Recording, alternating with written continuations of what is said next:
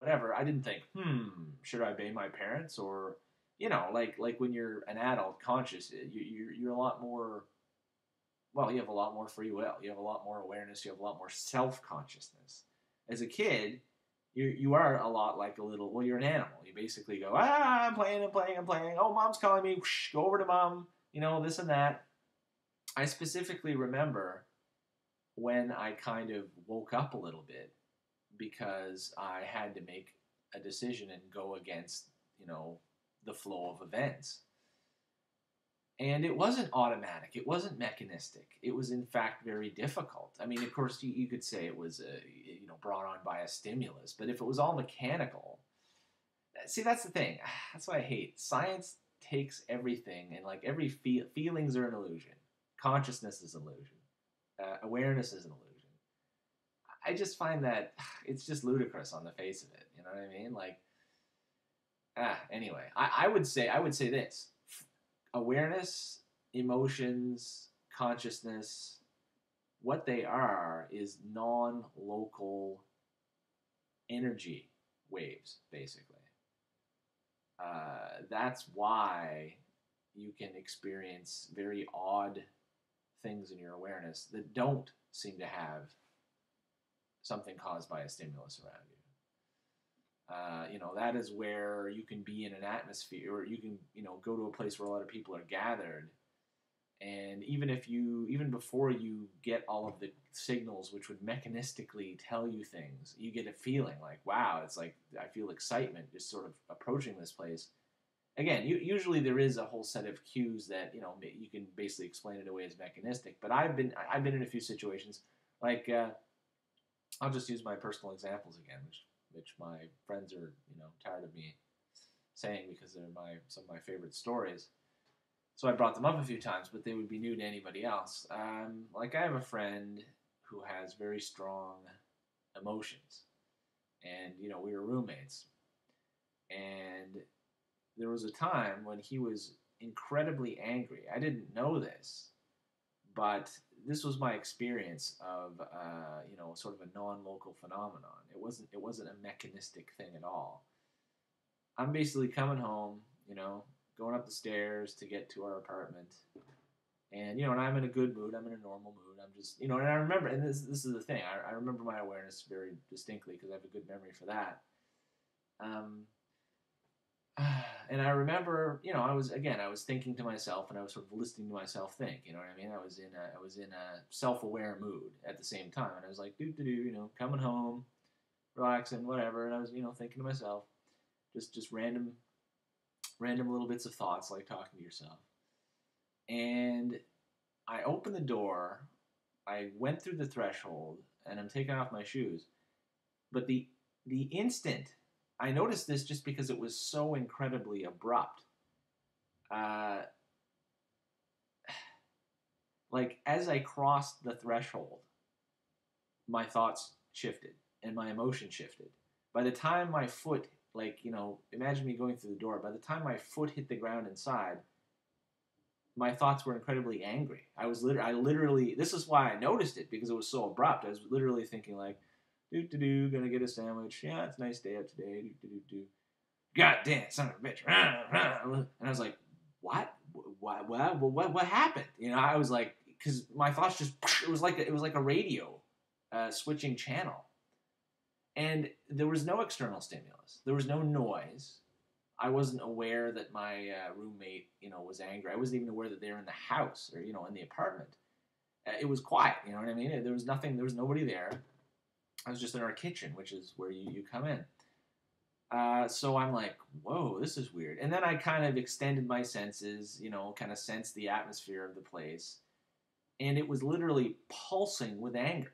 Again, this is a weird thing. It doesn't normally happen, but I could feel it in the air. I was like, wow, what the hell? So but I was in control again because, again, I'm self-conscious. So I wasn't angry. I sort of expelled that. And it turned out that he had to yell at some idiots for, doing something right outside our door or something like that. Anyway, but he was incredibly angry. And he had charged up the entire apartment with that anger, and I, wham, I got it as soon as I walked in. So again, there is a, it's an anecdote, of course. You can't, replicate it easily, but that was not mechanistic at all. And it wasn't like, chemicals in the air or something, because again, the transition was instant. As I crossed into the room, into the apartment, boom, so that was bizarre. And I have another one which was pretty much the same situation except the opposite, where my roommate, with the really strong emotions, was incredibly happy. And this time uh, I didn't get that immense shift, but at the same time, I was aware of it as soon as I stepped in the apartment. I was like, do, go in the apartment. Oh, something feels different. I was like, again, sort of sensed the chi of the area, the energy, and I was like, and the air was pulsing with happiness, and it felt very good, actually. I mean, it was like available happy energy just there, and I was like, wow, this is nice. And prediction, I detected it. Again, there was no sound, there was no party, there was no music playing, nothing to mechanically indicate that my friend was happy or anything. But I distinctly remember, I went in the house, went over to his room where he was at, and I said, "You're extremely happy, aren't you?" And he was, he was, something had happened that had made him really happy. And he'd had the opposite reaction. He'd charged up the air and everything with his intense happiness. So again, predictive value, right? I mean, I'm not particularly psychic or anything like that. This was blatant. Like anybody who had more sensitivity than a rock would have been able to sense that. And people can. You can sense it when places have an atmosphere. Actually, I'll keep going with this because again, talking about theory is one thing, but if I don't really have a good, theory that can explain things, it's better to go with anecdote because they are convincing. I mean, frankly, that's where knowledge comes from: is anecdote after anecdote. You sift them and you sort your own personal information. Well, another good example would be from my history would be an old friend.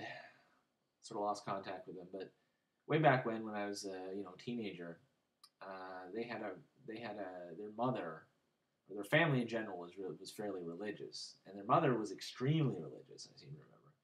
And I remember when I went over to their house. Whenever I went over to their house, there's one time in particular I remember, but that was probably just because it might have been the first time I went in.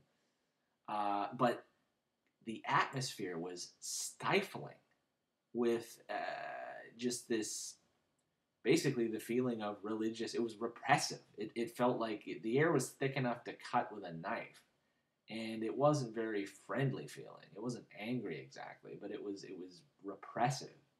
And again, it wasn't anything. It wasn't me reacting to something mechanically or whatever. I mean, literally, I got in there and I was like, God, this place is just. I feel it. It was in the air, literally. I mean, when that's the thing. I mean, there's a mechanical aspect to it.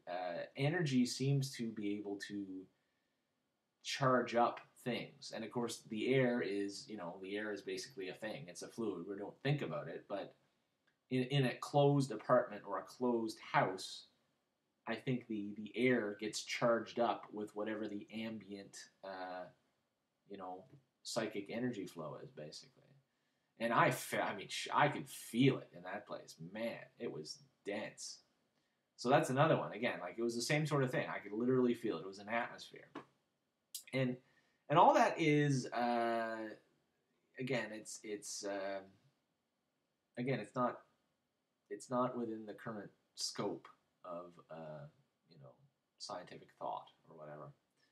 So back to the article for a bit here. Blah blah blah. Illusions. Consciousness has an evolutionary advantage. Blah blah blah. Yeah. So again, he's saying that the law would have to be revised because since nobody is technically responsible for their own behavior and all that. Which again, it's just complete nonsense. If everybody was just a robot, then it would be simple to control people. It would be simple to, and you go, wow, they're extremely complex, blah, blah, blah. But, come on. I mean, again, why would anybody try to do anything? Why would anyone try to achieve anything if we're all just robots with no free will? I mean, that is just such bunk. I mean, if that was true, it would be impossible for me to just